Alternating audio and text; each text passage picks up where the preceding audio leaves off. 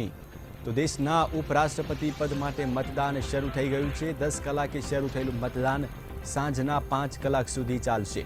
અત્યાર સુધીમાં કુલ 713 સાંસદોએ મતદાન કર્યું છે, જ્યારે કુલ સાંસદોની સંખ્યા 790 છે। સંસદના હોલ નંબર 62-63માં મતદાન ચાલી રહ્યું છે, જે સાંજે 5 કલાક સુધી ચાલશે। તો સાંજે 7 કલાક સુધી પરિણામ પણ જાહેર કરી દેવામાં આવશે।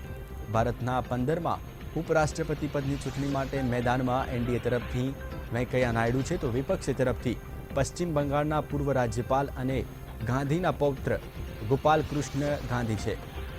મતદાન શરૂ થતાં પીએમ મોદીને વેંકૈયા નાયડુએ પણ મતદાન કર્યું હતું।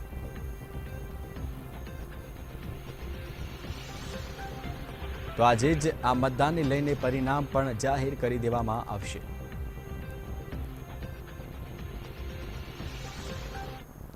લાંબા સમયથી રાજ્યસભાની કાર્યવાહીમાં સામેલ ન થવા બાબતે નિંદાનો ભોગ બની રહેલા સચિન તેંડુલકર અને રેખા મતદાન કરવા પહોંચ્યા હતા।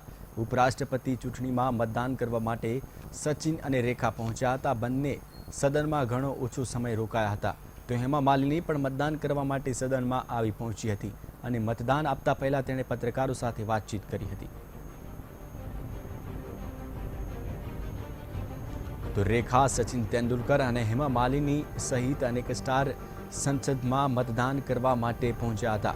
જો કે રેખા અને સચિન તેંડુલકર મતદાન કરીને તરત જ સંસદ ભવનની બહાર નીકળી ગયા હતા। તો સમગ્ર મામલે હેમા માલિનીએ પત્રકારો સાથે મતદાન કર્યા બાદ વાતચીત પણ કરી હતી।